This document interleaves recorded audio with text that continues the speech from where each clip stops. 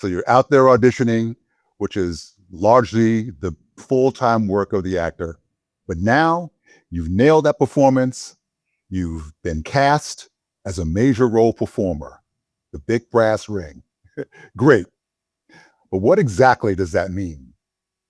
And how could it affect your paycheck?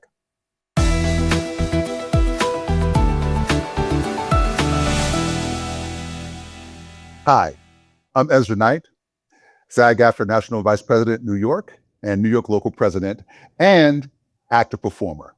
And today we're here with one of our contract experts, Jessica Johnson, to talk about major role performer and what that means and things you should know before you accept the role. Jessica, from the top, what is a major role performer and why does this classification matter? Thanks, Ezra. Major role performer is a category of engagement under the SAG-AFTRA television agreement. It applies when you or your agent negotiates for you to have guest star type billing. So if you're going to be a guest star, you can qualify as a major role performer. It only applies to certain types of productions, though, so we'll have to talk a little bit more about when exactly it comes into play. Yeah, so when does major role performer apply in terms of its provisions? The major role performer provisions apply to television and new media series under the television agreement. The television agreement generally covers scripted dramatic programming.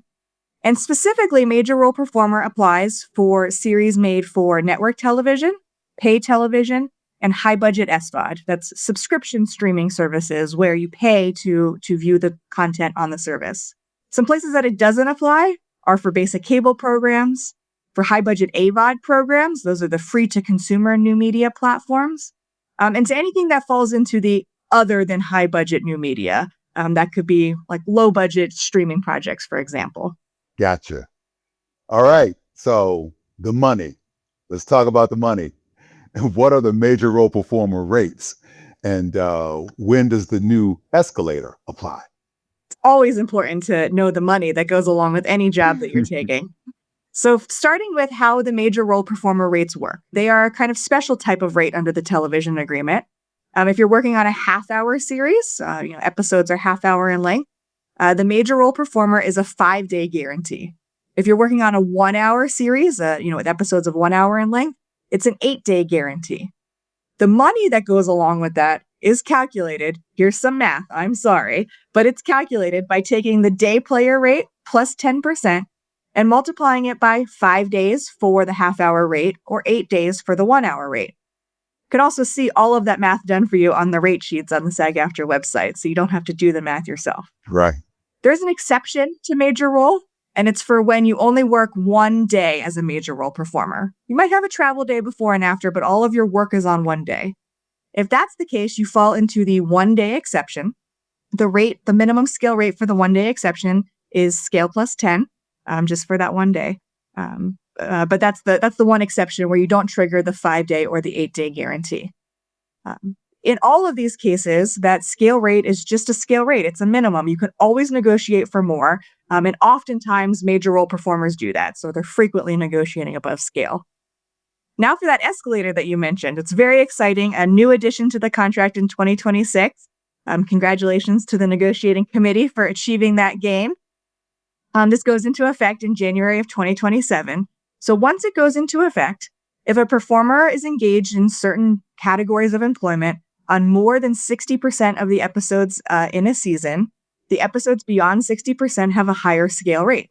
Major role performer is one of the categories of employment that qualifies for that escalator. So under the new provisions, if you are a major role performer in more than 60% of the episodes, the scale minimum goes up for the episodes beyond 60%. Great. Lots of math, lots of numbers. But I think it's very, very important for us as performers to have some knowledge of what we're getting into and have some awareness of the numbers. There's show and then there's business. This is one of the business sides of the industry that is good for performers to know. So terms like top of show, guest star, co-star, recurring guest star, how do those relate to a major role performer? Such an important thing to consider because oftentimes the terminology that's used, out in the world in the business doesn't quite match up with what you'll find in the contracts that go along with those productions. Yes. The guest star billing is what triggers the major role performer. So guest star and major role performer definitely go together in the SAG-AFTRA contract and the SAG-AFTRA television agreement. Top of show also plays into there in that the contract refers to this being the type of performer that would get top of show rates. But top of show isn't technically a contractual term. So productions might use it in different ways, and particularly productions that don't have the major role performer category of hiring may have all different definitions for what they consider a top of show performer. Right. So you'll have to be a little careful in those circumstances. And then, of course, like you said, co-star is something entirely different that would not trigger the major role performer provisions. A co-star employed under the SAG-AFTRA television agreement could be engaged as a daily or a weekly. There's a few different ways that could play out, but it wouldn't trigger the major role provisions. So it's definitely important to dig in on not only what the common vernacular meaning of this terminology is, but also how that may impact the SAG-AFTRA agreement that applies to you. Okay, so you've auditioned, you nailed it, you've gotten cast, and now you've even gotten the offer. What are the questions a performer should ask before accepting the role, Jessica? Yes, it's very important to make sure you know what you're agreeing to when you accept an offer of employment. So one of the things you should ask is which SAG-AFTRA agreement covers the production. Is it under the television agreement? Is it maybe under something else? Production should be able to tell you that, but if you have any questions, you can always contact the union and we can let you know how the project is registered with us.